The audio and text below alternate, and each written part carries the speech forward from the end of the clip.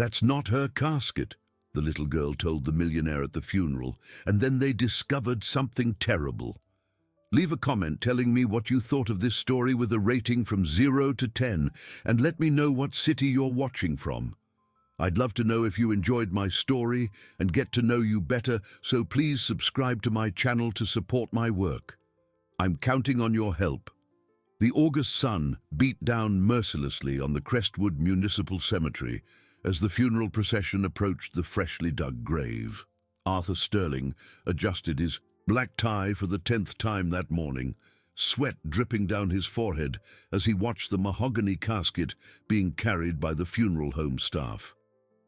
At 52, the construction materials entrepreneur never imagined he would be burying his younger sister on a sweltering Tuesday in the Ohio heartland. Isabel had passed just 3 days earlier, a victim of cardiac complications that had shocked everyone.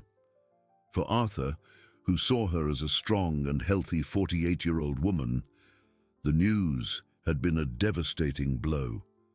A respected nurse at St. Vincent's Hospital for 20 years, Isabel had always been the pride of the Croft family, a dedicated woman who cared for others with a rare compassion. Victoria, his wife of 15 years, stood by his side with a solemn expression, wearing the black suit she had bought in a hurry the day before. At 45, she maintained her characteristic elegant posture, but Arthur noticed her impatience in small gestures, the constant tapping of her finger on her purse, the gaze that frequently darted to the gold watch on her wrist. Arthur murmured for his dear sister to rest in peace as Father Bernard began the final prayers. The clergyman's words echoed through the nearly empty cemetery, where only a few of Isabel's colleagues and close neighbors had gathered for the last farewell. Mr. Gable, the funeral director, a short, plump man of 60, supervised the procedure with professional efficiency. His small, manicured hands gestured, directing the staff, while his small eyes observed every detail of the ceremony. It was in this moment of respectful silence that a child's voice cut through the stifling air like a razor, insisting that the casket didn't belong to Aunt Isabel, that she wasn't inside. All heads turned toward the shout. A small girl, no more than 4 years old, was running along the cemetery's dirt paths toward the group. Her bare feet kicked up dust with every step, and her dirty, torn clothes contrasted dramatically with the solemn attire of the mourners. "Aunt Isabel isn't dead. She's hiding. She's alive," the child continued to scream, her messy brown hair swinging as she ran. Arthur felt the world spin as his eyes met the girl's. There was something disturbingly familiar in that gaze, the same expressive green eyes that Isabel had, the same intensity he had known since his sister's childhood.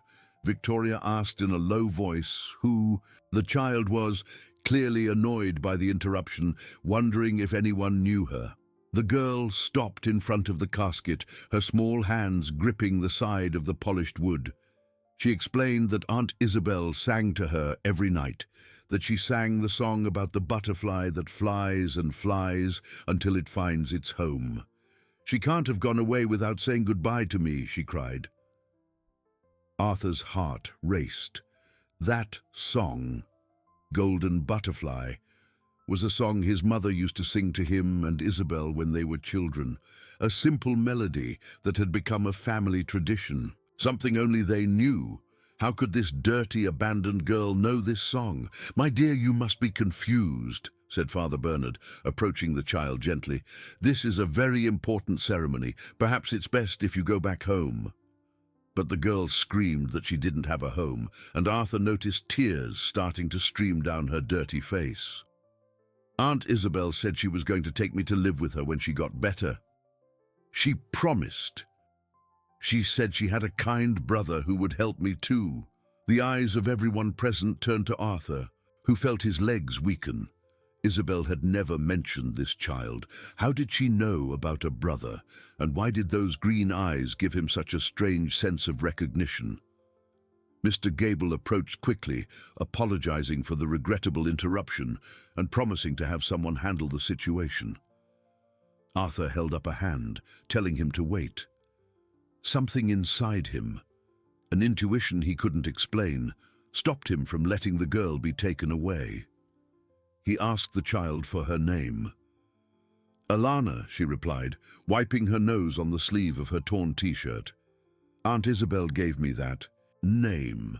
She said it means precious and that I was the most important treasure she had ever found." Victoria pulled Arthur by the arm, whispering that this was embarrassing, that people were staring and that they should finish the ceremony and leave. But Arthur couldn't take his eyes off Alana. He asked her where she lived, who took care of her. "I live wherever I can," she answered with devastating simplicity. "Aunt Isabel would always find me near the hospital. She brought food and medicine when I got sick. She said one day she would introduce me to her brother, who was very rich and had a big house." The girl's words hit Arthur like punches to the gut. Isabel had really told this child about him. But how? When? And why had he never known of her existence? "Mr. Sterling," interrupted Mr. Gable, visibly nervous, "we really need to proceed with the ceremony. The cemetery has a strict schedule." Alana turned to the funeral director with an expression that mixed determination and despair. "You can't bury this casket. Aunt Isabel isn't in there. She showed me where she was going to hide when she got very sick. She said that sometimes adults need to disappear for a while so they can take better care of the people they love." A heavy silence fell over the cemetery. Arthur felt a mix of confusion, pain, and a growing curiosity he couldn't ignore. There was something in the child's conviction, in the way she spoke about Isabel, that deeply troubled him. "Aunt Isabel always said that when she could no longer take care of me, her brother would protect me," Alana continued, her green eyes fixed on Arthur's face. "She said he had a heart as big as a house, but sometimes he forgot to look around because he was too busy building things." The description was so accurate that Arthur felt a chill run down his spine. Isabel had always affectionately criticized him for being a workaholic, for focusing so much on the business that he sometimes lost sight of what really mattered in life.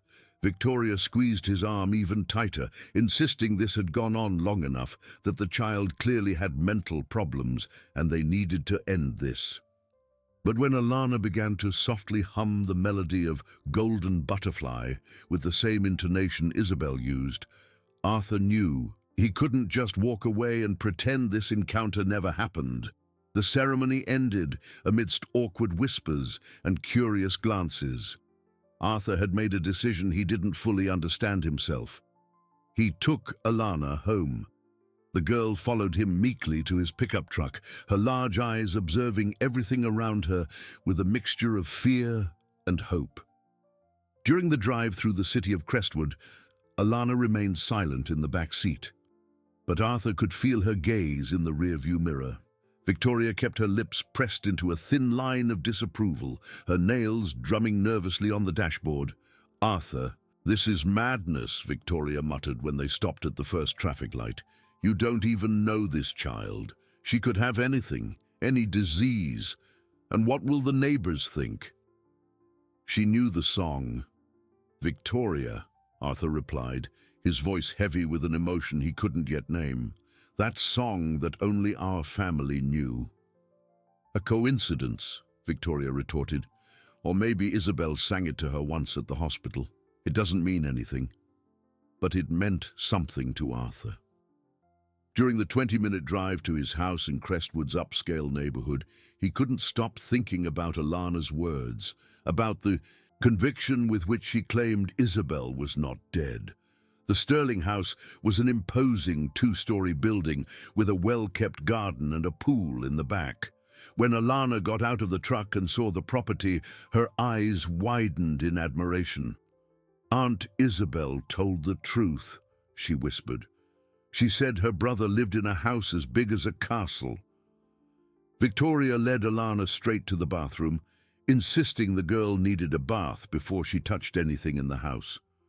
As he prepared the warm water, Arthur watched through the ajar door as Alana examined every detail of the room with childlike curiosity. Aunt Isabel said that when she got better we would live in a house with a bathtub, Alana commented, gently touching the white porcelain. She said, I could take a bubble bath every day. When did Isabel tell you that? Arthur asked, moving closer. About 2 weeks ago, Alana replied, starting to take off her dirty shirt. It was then that Arthur saw the marks, small scars on the girl's arms, clear signs of old, poorly treated injuries. His heart contracted with compassion and horror. Alana, who did this to you? The girl looked at her own arms as if she had just remembered the marks existed. Oh, these! I get hurt sometimes when I look for food in the trash. Aunt Isabel always cleaned them and put medicine on them. She said that when I went to live with her, I would never have to dig in the trash again. Victoria, who had witnessed the conversation, pulled Arthur out of the bathroom. Are you seeing this? This child is homeless. She probably has lice, scabies. Who knows what else? We can't keep her here. She's just a child, Victoria, Arthur protested. Look at the state she was in. Someone needs to take care of her. Someone, yes, but not us. Victoria's voice rose an octave. We are not a children's shelter. We have our reputation to protect, our social standing. What will your company's clients think? Arthur was about to answer when he heard Alana humming in the bathroom. It was no longer Golden Butterfly, but another melody that made his blood run cold.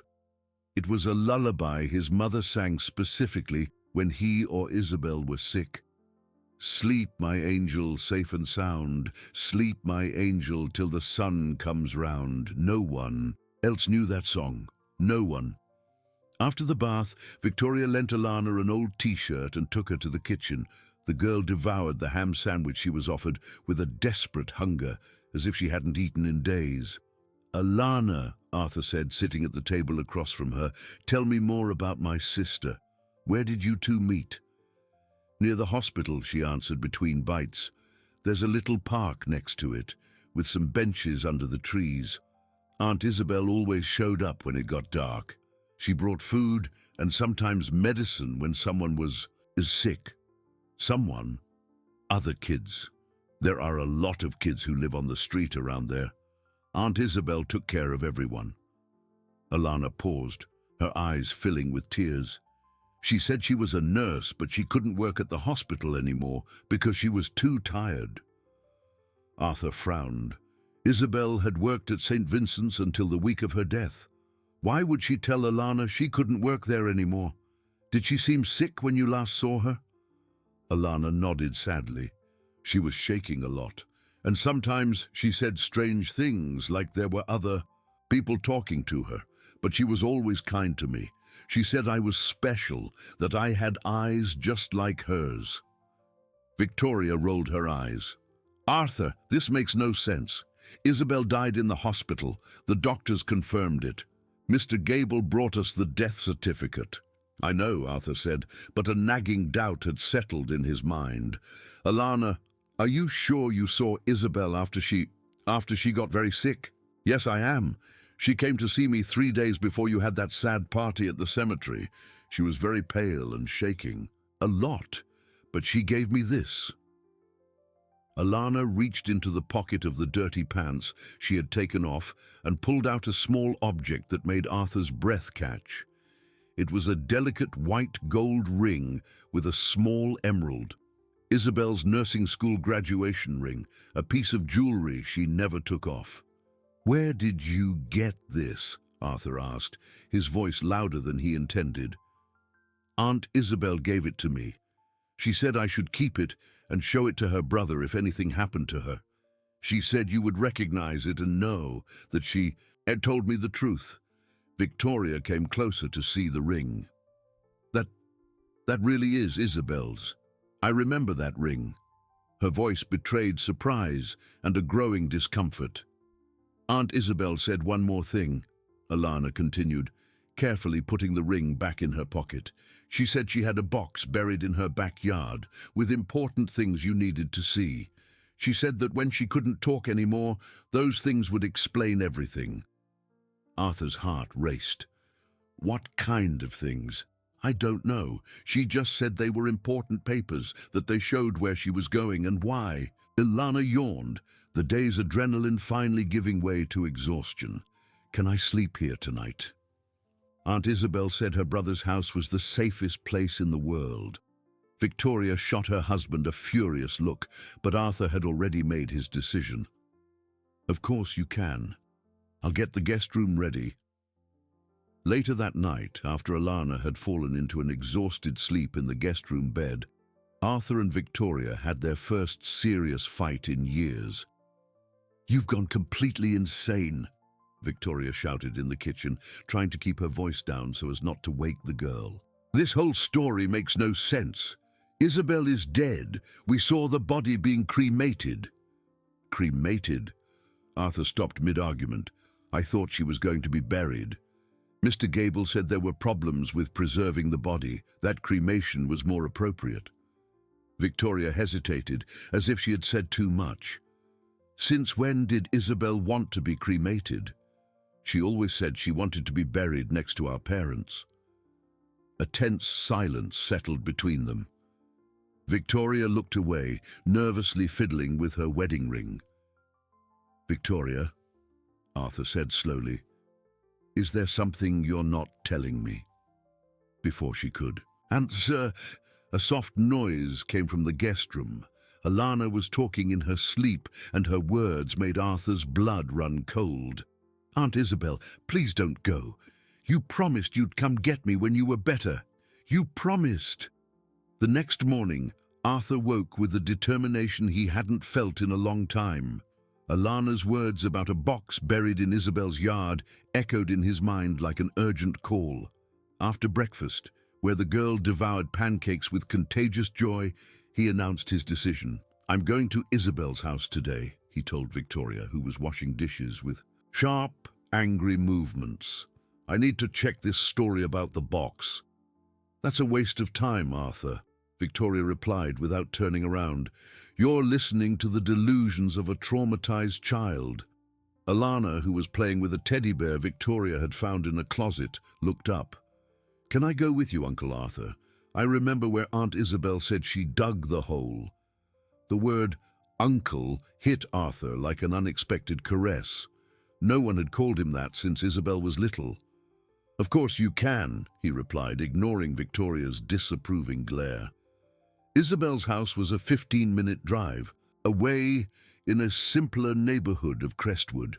It was a modest 3-room house with a small yard surrounded by low walls. Arthur had only been there a few times in recent years, a negligence that now weighed on his conscience like lead. Ilana ran directly to the back of the property, where a leafy maple tree offered generous shade. It was here, she shouted, pointing to a spot near the tree trunk. Aunt Isabel said she chose this place because the maple tree would protect her important things. Arthur examined the ground. There were subtle signs that the earth had been recently disturbed. The grass was slightly different in a rectangular area about 2 feet wide. I'll get a shovel from the garage, he said, feeling his heart quicken. 20 minutes later, the blade of the tool hit something solid. It was a wooden box the size of a shoebox, wrapped in thick plastic. Arthur's hands trembled as he lifted it from the damp earth. That's it, exclaimed Ilana, hopping with anxiety. Aunt Isabel said there were very important things in there. Inside Isabel's house, Arthur placed the box on the kitchen table and opened it with reverent care. The contents left him perplexed and deeply disturbed. There were dozens of prescriptions in Isabel's name, all for controlled substances, anxiolytics, opioid painkillers, sedatives. The dates stretched back more than 6 months, and the quantities were alarming. Along with the prescriptions was a card from a rehab clinic in Riverside, the Hope Recovery Center, specialized treatment for substance addiction. My God, Arthur murmured, feeling his legs weaken. Isabel was addicted to prescription drugs. How had he not noticed? Ilana climbed onto a chair to look at the papers. Aunt Isabel always took medicine, she said with childlike innocence. She said it was for back pain, but I think it was for a pain in her heart. She cried a lot when she thought I wasn't looking. At the bottom of the box, Arthur found something even more disturbing. A voluntary admission form for the clinic, dated 3 weeks before Isabel's death. According to the paper, she had checked herself in for treatment of prescription drug addiction, but had fled the facility after only 5 days. Fled? Arthur questioned aloud, rereading the document. Aunt Isabel said she couldn't stay in that place because there were children on the street going hungry, Alana explained. She said she couldn't get treatment while she knew that I and the others needed her. Arthur then found a small notebook with entries in Isabel's own handwriting. The words were shaky, clearly written by someone in distress. I can't stop. I need the pills to function, but they're destroying me. The children need me. Alana needs me. How can I abandon them to take care of myself? Further on, another note. Fled the clinic today. I couldn't stand knowing Alana was on the street with no one. Dr. Mendonça said I'll die if I keep this up, but how? Can I live knowing an innocent child is suffering because of me? Tears blurred Arthur's vision. His sister had been fighting a terrible battle against addiction, and he knew nothing about it. Worse, she had chosen to care for abandoned children instead of herself. Uncle Arthur, why are you crying? Alana asked, gently touching his arm. Because I didn't help my sister when she needed it, he answered, his voice thick with emotion. I was so busy with my work that I didn't realize she was sick. Aunt Isabel was never mad at you, Alana said. She always said her brother was a good person, just very busy. She said that when she got better, she would introduce us and you would all be a real family. At the back of the notebook, Arthur found a folded piece of paper with an address written on it. Abandoned warehouse, 847 Industrial Road, safe place for the children when I can't be at the park. Alana, do you know this place? The girl's eyes lit up. I do. It's where Aunt Isabel took everyone when it was raining hard or when someone was really sick. She made a little hospital there. A hospital? Yes. She put mattresses on the floor, and there was medicine and bandages, and even a little portable stove to heat up food. Alana's voice filled with longing. She took care of us there. There's John, who had a sore on his leg that wouldn't heal, and little Molly, who coughed up blood. Aunt Isabel knew a lot of doctor stuff. Arthur felt a mix of pride and devastating sadness. Isabel had created a makeshift shelter for street children, using her medical knowledge to care for the city's most vulnerable, all while fighting her own personal demon. We need to go to that warehouse, he said, standing up with determination. Now, now. The warehouse was in a decaying industrial area of Crestwood, between abandoned buildings and vacant lots. When they arrived, Arthur was shocked to find the place exactly as Alana had described. It was a large space with about 15 mattresses scattered on the floor, boxes of medical supplies organized on makeshift shelves, and even a small portable stove in a corner. My God, Isabel, he whispered, taking in the scene. What did you do here? Alana ran to a specific corner of the warehouse. This was my spot, she said, pointing to a smaller mattress with a folded pink blanket. Aunt Isabel said it was just for me, that no one else could use it. Arthur examined a makeshift table where there were notebooks with detailed medical notes. Isabel had meticulously documented the health status of each child she cared for. John, 8 years old, infected wound on left leg, needs antibiotics. Molly, 6 years old, possible tuberculosis, refer to hospital when possible. Alana, 4 years old, mild malnutrition, old scars suggest prior neglect. How many children came here, Arthur asked, flipping through the notebooks. About 10, more or less, Alana answered. But after Aunt Isabel started getting really sick, everyone left. Only I stayed, waiting for her to come back. Arthur then found something that made him freeze. Invoices for construction materials. purchased from his own company, Sterling Construction Supplies. The purchases dated back 6 months and totaled a significant amount: roofing, bricks, cement, materials for a complete renovation of the warehouse. "How did she afford all this?" he muttered, examining the invoices. On the back of one of the notes was a handwritten annotation that devastated him: "Used the parents' inheritance." "I know, Arthur won't approve, but these children need it more than I need money. One day he'll understand." Isabel had used her share of their parents' inheritance, an amount Arthur didn't even know she had, to create this refuge for abandoned children. And she had bought the materials from his company, probably hoping that one day he would find out and understand her intentions. "Uncle Arthur," Alana said softly, "are you sad again?" He knelt to her level. "I'm sad because my sister was a very special person, and I didn't know it. She knew you'd find out one day," Alana said, hugging him spontaneously.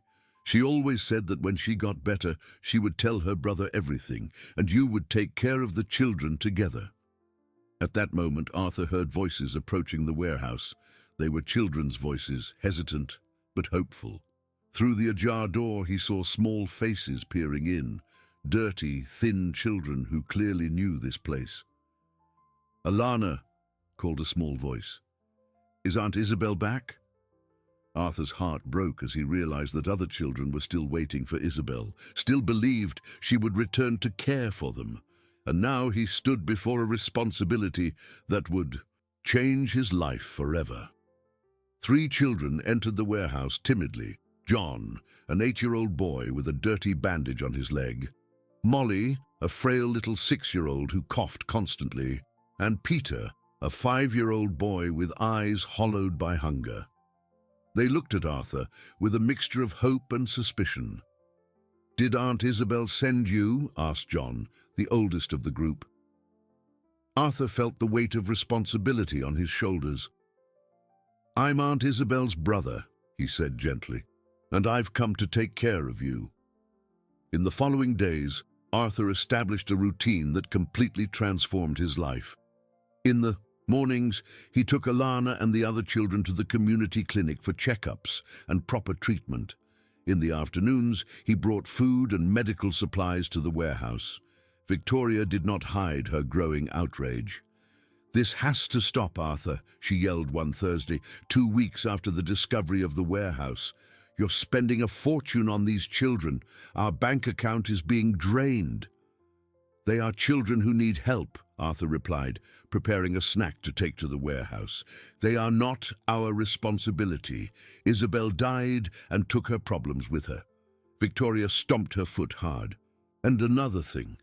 I found out you used money from the company to buy medicine. Clients are talking about your obsession with these street kids. It's hurting our business." The argument was interrupted when Alana appeared in the kitchen, wearing a new dress Arthur had bought her. In recent days, the girl had gained weight and color, finally looking like a healthy child. "Uncle Arthur," she said quietly, "I need to tell you something important about Aunt Isabel." Victoria rolled her eyes and stomped out of the kitchen. Arthur knelt to Alana's level. "You can tell me, sweetie. There's a lady who always comes to the warehouse looking for Aunt Isabel. She came again yesterday when you weren't there. She said she knows you." "What do you mean? Who is this lady?" "Her name is Josephine. She wore the same kind of clothes Aunt Isabel wore at the hospital." Alana paused, choosing her words. "She said Aunt Isabel didn't die. She said Aunt Isabel escaped from the hospital on the night everyone thought she had died." Arthur's heart stopped. "Josephine? Josephine Owen worked with Isabel at the hospital. She said she can explain everything, but it has to be tonight, at the warehouse. She said it's dangerous to meet anywhere else." That night, Arthur arrived at the warehouse with his heart pounding. He found a woman in her 50s, in a hospital uniform, whom he recognized immediately: Josephine Owen, head nurse at St. Vincent's Hospital. "Arthur," she said, standing up from one of the mattresses where she was sitting, "you finally found this place. Josephine, what's going on? Alana said you have information about Isabel. The nurse took a deep breath. Isabel didn't die, Arthur. She escaped on the morning her death was announced. She was in severe withdrawal, delirious, but she managed to get out of the hospital. What do you mean? I saw the death certificate. The certificate is a fake. The director, Mr. Gable, forged the document. Josephine moved closer, her voice filled with urgency. Isabel discovered he was diverting controlled substances from the hospital and selling them on the black market. She had proof, documents that could destroy him. Arthur felt the world spin. Mr. Gable, from the funeral home. He's also a silent partner in the lab that supplies the hospital with its drugs. When Isabel discovered the scheme, he offered her drugs in exchange for her. His silence, that's how she developed her addiction. He fed her pills to keep her dependent and quiet. My God. Arthur collapsed onto a makeshift chair. When Isabel tried to check into the rehab clinic, Mr. Gable realized she wanted to get clean so she could expose him. So he planned her fake death. He forged the certificate, said the body had preservation issues and needed to be cremated immediately. But where is Isabel now? Josephine hesitated. In hiding, still fighting withdrawal. But she's alive. She asked me to look after the children here until she was strong enough to come back. Where is she? Arthur insisted. Before Josephine could answer, a weak voice echoed from the entrance of the warehouse. Here, my brother. Arthur turned and saw a figure he barely recognized. Isabel was terribly thin, with graying hair and deep dark circles under her eyes, but she was alive. Her green eyes, identical to Alana's, shone with tears of relief. Isabel, he cried, rushing to hug her. Forgive me, Arthur, she sobbed in his arms. I ruined everything. I destroyed my life because of those damned pills, but I couldn't leave these children. I couldn't abandon Alana. Why didn't you tell me? I could have helped. You were always so busy, and I was so ashamed. Isabel pulled back slightly to look at him, and when I discovered Mr. Gable's scheme, I knew he would do anything to silence me. Faking my death was the only way to protect you and the children. Alana, who had arrived at the warehouse with Josephine, ran to Isabel. Aunt Isabel, I knew you didn't die. I knew it. Isabel knelt to hug the girl, crying copiously. My little one, you were so brave. You looked after Uncle Arthur just like I asked. Looked after me how? Asked Arthur. I asked her to go to your pretend funeral, Isabel explained, still holding Alana. I knew that if she talked about the family songs, about the things only we knew, you would get curious. I knew you had a good heart, even if you are stubborn. You planned all of this. I needed a way for you to find out about the children, about my work here. Alana was my only chance to make you see that there's something more important than work and money. Arthur looked around the warehouse where other children had gathered. For the reunion with Isabel. John's leg infection had cleared up. Molly was no longer coughing blood. Peter was clearly better fed. Isabel, I need to tell you something, he said. Victoria wants me to stop helping the children. She thinks I'm spending too much money hurting the business. Isabel took her brother's hands. Arthur, you've discovered something about yourself these past few weeks. You've discovered a happiness greater than financial success. Don't let anyone take that away from you. But what if she's right?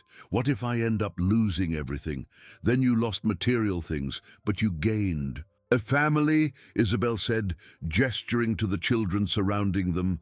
All these children see you as a father. Alana loves you like a real father. Isn't that worth more than any fortune? In that moment, Arthur understood that his life had changed irreversibly. He looked at Alana, who held his hand with such confidence, at John, who was smiling for the first time since they had met, at Molly, who finally looked like a healthy child. Isabel, he said, his voice firm with the decision he knew was final. I'm going to sell the company. We'll use the money to create a real shelter for these children. A legal, recognized place where they can have an education, health care, a real chance at life. And Victoria? Arthur smiled sadly. Victoria chose the money. I chose you. 6 months later, Hope House opened on a large plot of land on the outskirts of Crestwood.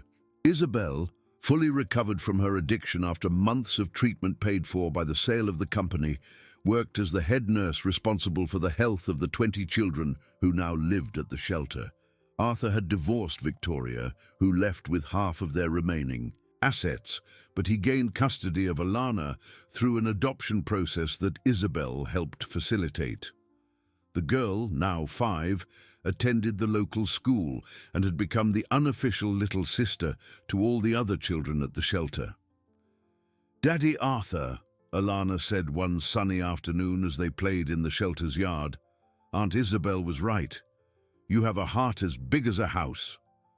Arthur lifted her into his arms, looking around to see Isabel organizing medicines in the infirmary. John chasing a ball with his completely healed leg, Molly reading a book under the shade of a tree. "You know something, Alana? I was the one who was right when I said at the cemetery that my sister was a special person, and she taught me that true success isn't measured in money, but in the number of lives we managed to touch." At night, when all the children were asleep, Arthur and Isabel would sit on the shelter's porch and talk about the next day's plans. Mr. Gable had been arrested after the report Isabel was finally able to make, and St. Vincent's Hospital had undergone a major administrative overhaul. "Do you have any regrets?" Isabel asked. One of those nights referring to the sale of the company and the end of his marriage. "Never," Arthur replied, watching the stars. "For the first time in my life, I sleep in peace. For the first time, I know I'm making a difference in the world. And Alana is happy. Alana saved me as much as I saved her," he said. "She showed me I could be a father, that I could love unconditionally." That night, Alana appeared on the porch in her pajamas, looking for a cuddle. Arthur settled her into his arms, and she began to softly hum "Golden Butterfly," the song that had started this whole transformative journey. "You know, Aunt Isabel," Alana said sleepily, "Daddy Arthur is exactly what you said he would be. A good man who just needed to learn to look around." And there, on that simple porch of a shelter in Crestwood, a non-traditional but true family finally found its peace, built on love, sacrifice, and the courage to choose what really matters in life. If you enjoyed this video, please subscribe to my channel. I promise to bring you videos every day that will make your life happier. Comment what you thought of my story with a rating from 0 to 10, and thank you very much.